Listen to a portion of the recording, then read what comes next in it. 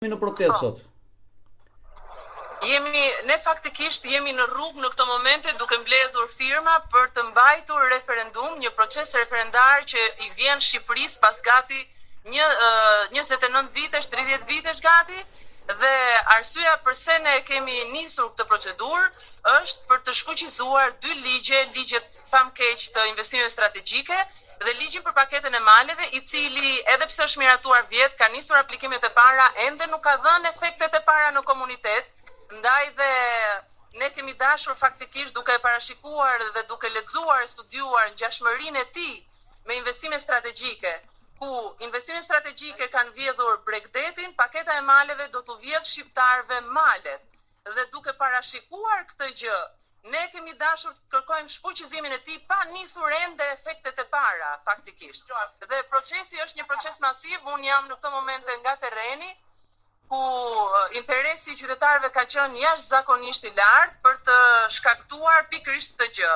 Duhet kemi parasysh që me mbledhjen e firmave ne nuk e finalizojmë procesin, pra depozitohet vetëm kërkesa në KQZ, e cila administron dhe verifikon të gjithë procedurën, praktikën, firmat, letërnjoftimet, dokumentat e identifikimit, sepse ata që duhet firmosin në këtë proces janë shtetet shqiptar me të drejtë vote, por procesi nuk mbaron këtu.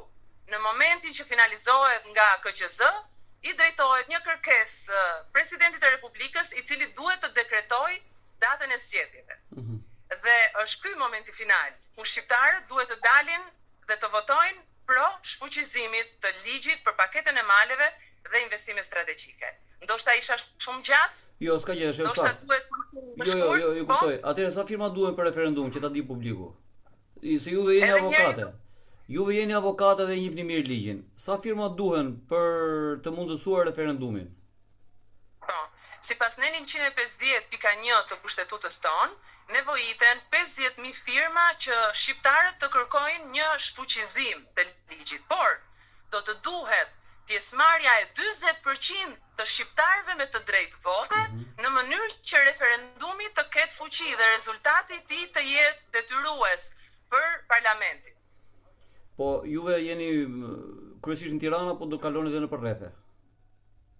Ne kemi nisur aksionin e madh në Tiranë dhe rezultoi vërtet një aksion i madh, siç e përmenda, interesi ka qenë i jashtëzakonshëm nga qytetarët, informacioni ka mbërritur tek ata, një pjesë e madhe, pjesa më e konsiderueshme vjen e informuar dhe gati për të firmosur, dhe më pas në të shtunën do të jemi në Vlorë, ku i bashkohemi protestës në